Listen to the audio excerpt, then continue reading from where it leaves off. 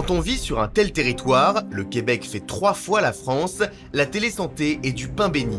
Le professeur Beaulieu, basé à Montréal, a tout de suite compris l'intérêt du numérique avec la télémédecine.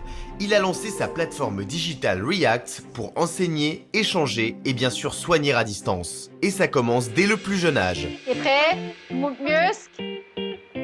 Tes muscles sont prêts? Oui. Dans la ville, je vois un violon. Alors, on a un projet de téléorthophonie en cours ici à l'hôpital Sainte-Justine. Puis ce qui est génial, c'est que les patients, les enfants, puis leurs parents, ils adorent ça. Ils sont à la maison pour leur téléconsultation en orthophonie. L'orthophoniste est ici à Sainte-Justine dans nos murs, puis on fait une séance de téléorthophonie. Les enfants, pourquoi ils adorent ça? Mais c'est parce que c'est une technologie. Alors, ça consiste en plusieurs thérapies en orthophonie. Donc, il y a l'orthophoniste qui est ici, au CHU Sainte-Justine, le parent et l'enfant qui sont à domicile.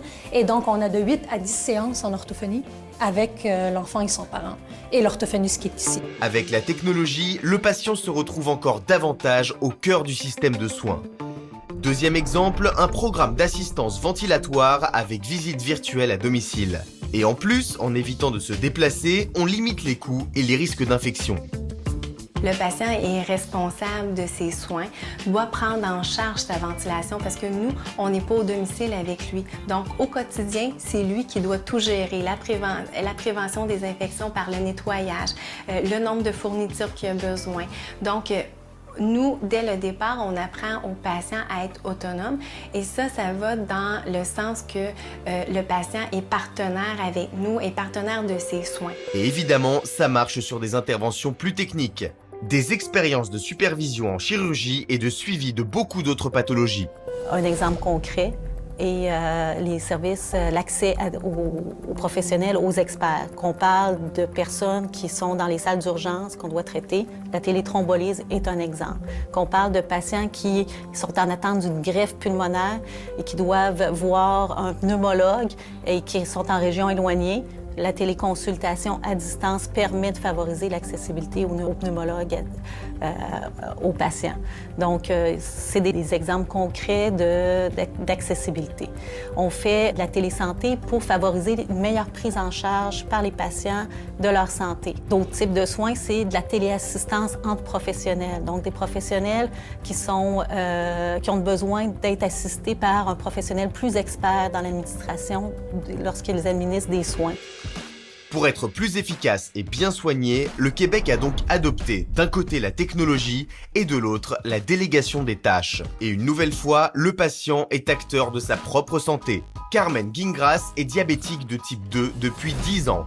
Elle se débrouille seule au quotidien. Elle est suivie par une infirmière une fois par trimestre dans une clinique familiale. Plus besoin de voir régulièrement un diabétologue ou son médecin familial qui a fait suivre les ordonnances. Les ordonnances collectives ont été créées pour ça. Le médecin nous réfère le patient, nous délègue ce patient-là, nous autorise à ajuster certains médicaments pour les patients dans le but d'éviter de toujours obligé de retourner voir le médecin afin qu'ils puissent se concentrer vers autre chose. J'ai la chance d'être suivie par une infirmière seulement depuis 6 mois, mais ça fait toute une différence concernant la gestion du diabète. Mon médecin, je le connais depuis 40 ans. Ça n'a pas de prix pour moi. C'est un médecin que j'adore, évidemment. Mais là, je m'aperçois qu'être suivie aussi par une infirmière, c'est assez spécial. C'est la relation femme et femme.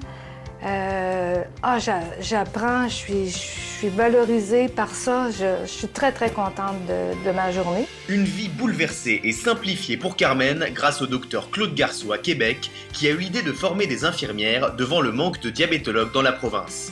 Après une plateforme d'échange digital autour du diabète, Claude Garceau veut aller plus loin. La prise en charge de la démence, avec les suivis de la médication, la dépression. Cette année, probablement que les anticoagulants oraux, probablement aussi cette année l'insuffisance cardiaque et l'insuffisance rénale. La maladie pulmonaire obstructive chronique est prise en charge en grande partie maintenant en communauté. Décidément, la télésanté se porte bien dans la belle province et sera bien demain le poumon du système médical du Québec.